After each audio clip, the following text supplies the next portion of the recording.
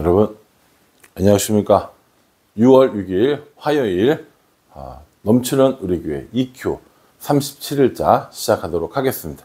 오늘 본 말씀은 열왕기상 2장 1절부터 3장 28절까지 말씀입니다. 여러분 이제 우리가 열왕기상을 살펴보는 겁니다. 열왕기상 이제 거의 다 왔어요. 사실은 열왕기하 이 정도 되면 다 그냥 끝이라고 보시면 되거든요. 그 뒤에 좀 남긴 했지만 어쨌든 가장 핵심적이고 가장 어려운 부분 중에 한 부분은 사무엘부터 열왕기라고 이야기했단 말이에요. 그러니까 오늘 다시 한번 정리를 한번 해보도록 하겠습니다. 하나님께서 세상을 창조하셨습니다. 그렇죠? 그런데 사람들은 하나님이 자신들을 다스리는 것, 하나님을 왕으로 삼는 것들을 거부했어요. 그래서 누구를 시작으로? 아브라함을 시작으로 한 민족을 택하게 되고 하나님 나라를 만들어 가게 되는 것들을 봅니다. 그래서 아브라함, 이삭, 야곱까지 이야기하고 요셉은 애굽으로 어떻게 하죠? 들어간다고 그랬어요. 그 애굽을 탈출하는 이야기. 여기에 모세가 인도하고요. 광야에서 백성들이 어떻게 살아가는가를 보여주는 게 민수기의 내용이라고 이야기했습니다. 그리고 나서 가나안 땅에 들어가는 건 여호수아에 의해서 가나안 정복이 시작이 되고요. 거기서 어떻게 하나님의 백성으로 살아가고 정착하는가, 그래서 사사들의 이야기가 나온 게 사사기라고 이야기를 했습니다. 그리고 이제 왕을 요구하는 사람들 앞에 하나님께서 왕을 주는 이야기, 이게 사무엘 상하가 됩니다. 그 왕을 세운 사람은 누굽니까? 그 왕을 세운 사람은 사무엘이고, 첫 번째 왕은 사울이 되는 거고요. 두 번째 왕은 다윗이 되는 것. 이게 사무엘서의 이야기고요. 그리고 이제 오늘 우리가 읽을 묵상할 본문은 열왕기가 되는 겁니다. 열왕기는 10명의 왕의 이야기가 아니라요. 왕들을 이렇게 쭉 나열하다라는 뜻입니다. 10 킹즈 뭐 이렇게 안 돼요. 쭉 이어진다라는 걸 의미하는 겁니다. 열왕기는 누구를 이야기하느냐?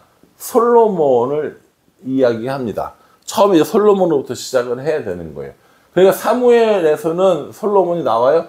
뭐 나오긴 하지만 메인이 아니에요. 누가 메인입니까? 사울과 다윗이 메인이고요. 근데 열왕기 가면 누가 메인이 됩니까? 솔로몬이 메인이 됩니다. 솔로몬으로부터 쭉 이어지는 이야기를 묵상을 할 겁니다.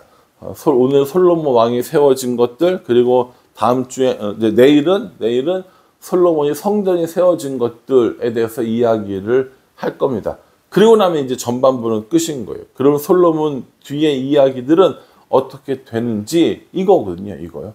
그래서 우리 이제 이거 열왕기를 많이 안 하거든요. 그래서 할 때마다 제가 그림을 하나 그릴 테니까 여러분들 꼭 기억을 해 주시면 좋겠습니다.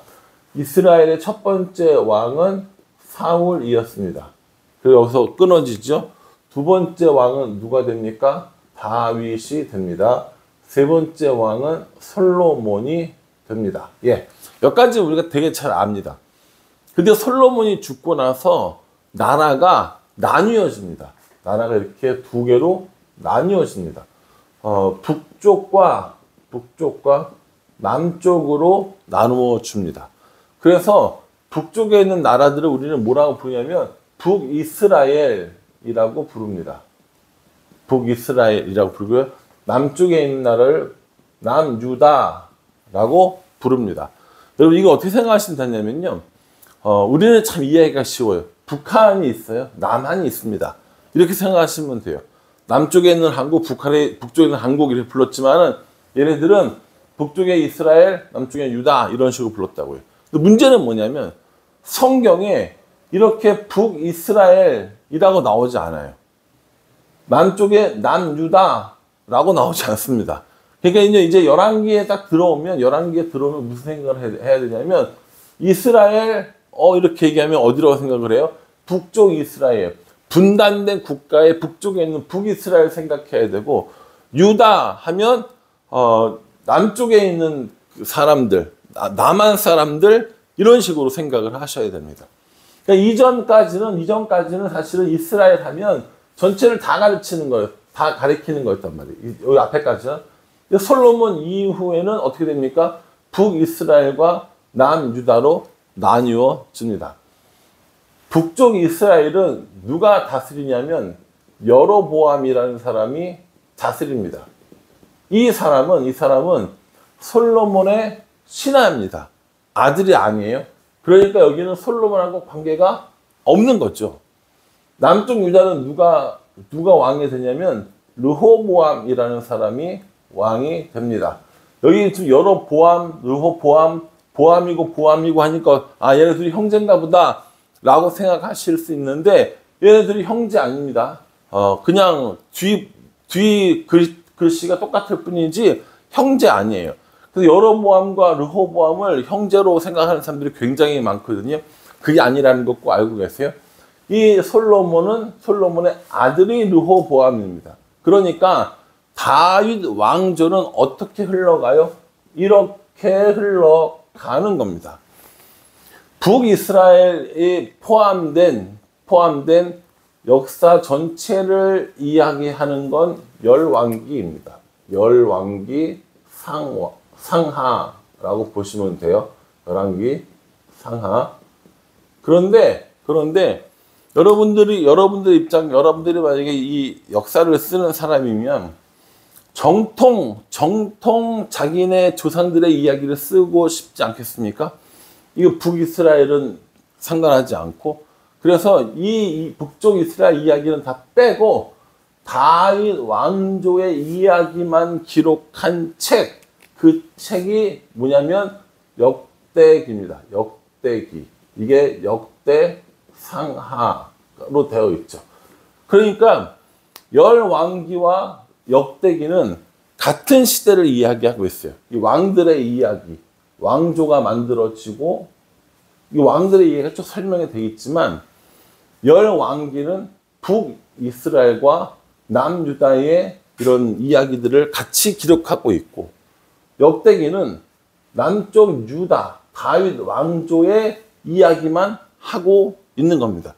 요게 차이가 있다라는 거죠. 여러분, 요 그림을 일단 기억을 해 두셔야 돼요. 여기 뒤에 딱 많이 나가야 되는데, 일단 오늘은 여기까지만 기억해 두세요. 오늘 우리가 오늘 묵상할 사람은 누구냐면 솔로몬인 거죠. 솔로몬의 어머니가 누굽니까? 우리가 어저께 살펴봤던 밧세바인 거죠. 다윗이 2장에 죽음을 맞이하게 됩니다. 다윗이 솔로몬을 불러서 뭐라고 했냐면, 세상 모든 사람들이 가는 길로 나는 가게 됐다. 난 이제 세상 모든 사람들이 가는 길로 가게 되었으니까 너는 힘써 대장부가 되고 하나님이 너에게 명령한 것을 다 지켜 행하라. 이렇게 이야기하고 다윗이 죽게 됩니다. 그 이후에 다윗이 죽은 다음에 솔로몬이 제일 먼저 해야 했던 일들은 뭐냐면, 지금 자기의 왕위를 노리는 몇몇 사람들, 소위 말하는 정적들인 거죠. 그 정적들을 제거해 버립니다.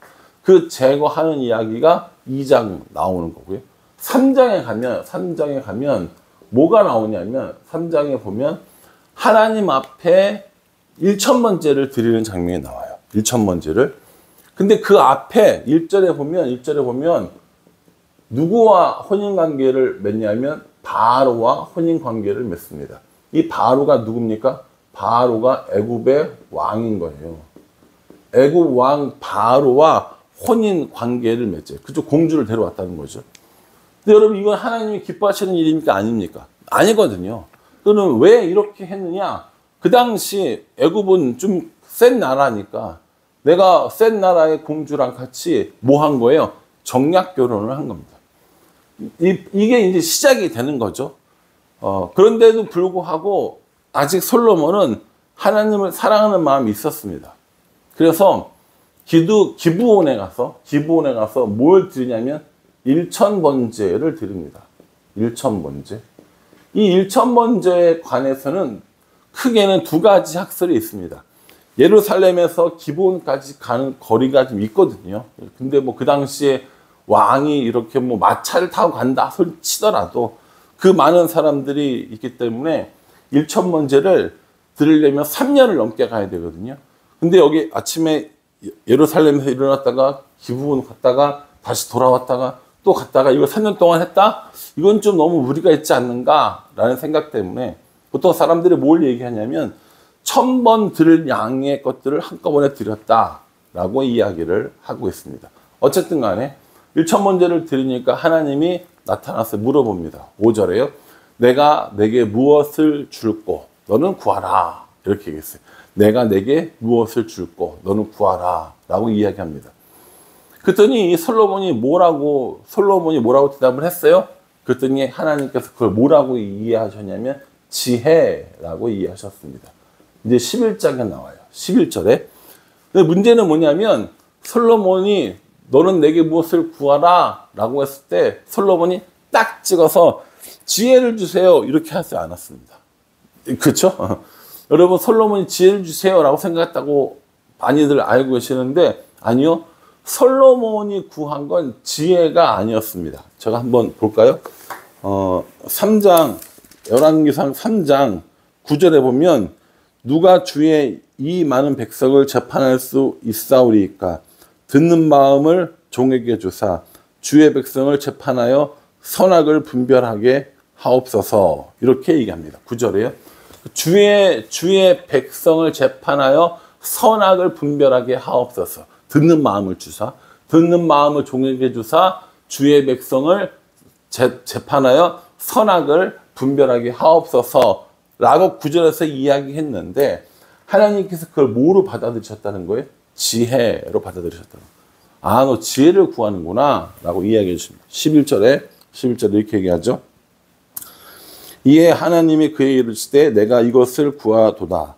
자기를 위하여 장수하기를 구하지 아니하며 부도 구하지 아니하며 자기 원수의 생명을 멸하기도 구하지 아니하고 오직 송사를 듣고 분별하는 지혜를 구하였으니 라고 이야기를 합니다. 이 지혜를 구했다는 거예요. 그래서 하나님께서 그에게 지혜도 주고 장수도 주고 부귀도 주고 다 주셨어요. 그리고 나서 나오는 이제 16절에 보면 뭐라고 나오냐면 이렇게 얘기합니다. 그때는 뭡니까? 이렇게 지혜로운 왕이 되었을 때에 하면서 한 2명의 창기가 낳은 아기들을 누구의 아기냐 이거 나오거든요. 그러면서 그 유명한 죽은 아기 말고 살아있는 아기를 반으로 잘라서 양쪽 부모에게 나눠줘라 라고 하는 판결을 내리는 거죠. 이 사건은 그 당시에 되게 뜨거운 그 재판이었던 겁니다. 왜냐하면 이런 창기의 이런 재판이 왕에까지 올라왔잖아요. 사실은 이스라엘 백성들은 창기가 될 수 없었기 때문에 그 지역에 살고 있었던 여부스 민족일 가능성이 매우 높다고 합니다. 그 이방 창기들의 재판이 왕에까지 올라왔어요. 이거 굉장히 드문 일이라는 거죠. 그만큼 사회적으로 이슈가 됐던 일이라는 거예요. 그 데리고 와서 그 아이를 반으로 나눠서 나눠줘라 라고 하는 이 재판을 통해서 솔로몬이 얼마나 지혜로운 왕인가를 보여주고 있다라는 겁니다. 아직까지는 괜찮았어요. 솔로몬 아직까지는 괜찮았습니다. 아직까지는 괜찮았으니까 저도 괜찮은 걸로만 그냥 마무리하겠습니다. 솔로몬이 무엇을 구했는가? 솔로몬은 듣는 마음을 종에게 주사라고 하면서 듣는 마음을 통해서 백성들을 재판하고 선악을 분별하게 해달라고 그렇게 기도했습니다. 여러분, 하나님이 여러분들에게 내가 너에게 무엇을 줄까 구해라 라고 하시면 뭘 구하시겠습니까? 무엇이 가장 지금 필요합니까? 저에게 물어보신다면 저도 이런 지혜로운 마음을 구하고 싶습니다. 듣는 마음을 종에게 주사 주의 백성을 재판하여 선악을 분별하게 하는 것. 이것이 하나님이 말씀하신 지혜라면 저도 그 지혜를 좀 구하고 싶은 마음이 있습니다. 그래서 그 지혜를 가지고 사람들을 재판하겠다는 건 아니고요. 옳고 그름을 판단하고 또 말씀을 해석하는 그런 지혜가 있었으면 좋겠다라는 생각을 한번 해봤습니다. 여러분 이 말씀 묵상하시면서 나는 하나님께 무엇을 구할까? 하나님 내게 물어보신다면 나는 무엇을 구할까? 라고 한번 생각해 보셔도 좋을 듯 합니다. 오늘 현충일입니다. 많은 분들이 오늘 공휴일을 쉬시는데 오늘 쉬시면서 밀린 EQ도 한번 해보시고요. 또 이렇게 솔로몬에서 깊은 묵상을 해보시면 어떨까 생각합니다. 바라기는 저와 여러분들 모두가 하나님 앞에 무엇인가를 구하라 라고 할 때 다른 것보다 하나님을 구하는 그런 사람이 될 수 있기를 주님의 이름으로 축복합니다. 기도하겠습니다. 하나님, 하나님께서 무엇을 원하느냐 내가 주리라 라고 할 때 저는 그리고 우리는 과연 무엇을 구할까 한번 생각해 봅니다. 지혜를 구할지 장수와 부귀와 힘을 구할지 지금은 잘 모르겠습니다. 그러나 분명한 건 하나님이 기뻐하시는 것들을 구했으면 좋겠습니다. 오늘 말씀 묵상을 통하여서 나는 하나님께 무엇을 구할 것인가 깊이 묵상하고 다른 어떤 것들보다 하나님을 구하는 우리가 될 수 있도록 인도하여 주시옵소서. 예수님의 이름으로 기도합니다. 아멘. 예, 여러분 휴일 잘 지내시고요. 오늘 말씀 가운데 하나님을 깊이 경험하는 시간이 되기를 간절히 기도하겠습니다. 감사합니다.